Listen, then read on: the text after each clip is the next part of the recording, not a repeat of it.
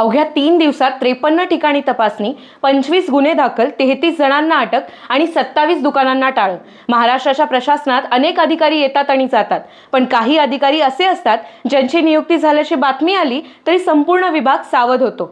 अशाच अधिकाऱ्यांमध्ये सर्वात चर्चेत असलेलं नाव म्हणजे तुकाराम मुंढे। बीड जिल्ह्यातील एका छोट्याशा शेतकरी कुटुंबातून आलेले तुकाराम मुंढे यांनी स्वतःच्या मेहनतीवर UPSC उत्तीर्ण करत 2005 मध्ये IAS पद मिळवलं।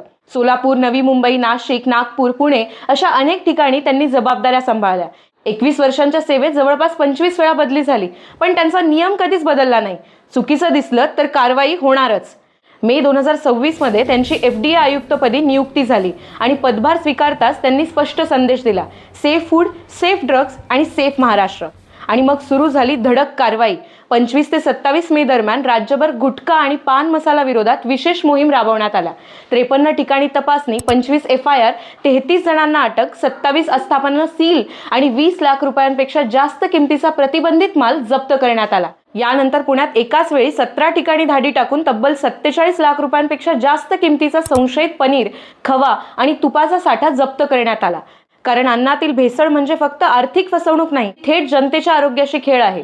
इतकंच नाही, रुग्णांच्या हितासाठी एक महत्त्वाचा निर्णय घेत आता कोणत्याही रुग्णाला विशिष्ट मेडिकल मधूनच औषधे खरेदी करण्याची सक्ती करता येणार नाही। By law they cannot force any hospital, तिथूनच याचं मॅन्डेट नाही। म्हणूनच आज अनेक शेतकरी, ग्राहक आणि सामान्य नागरिक त्यांच्या कामाचं कौतुक करत आहेत।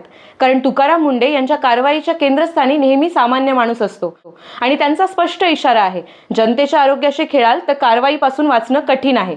तुकाराम मुंढेंसारखे अधिकारी प्रत्येक विभागात असतील तर महाराष्ट्रच नाही तर संपूर्ण भारत विकासाच्या नव्या उंचीवर पोहोचेल। तुम्हाला काय वाटतं?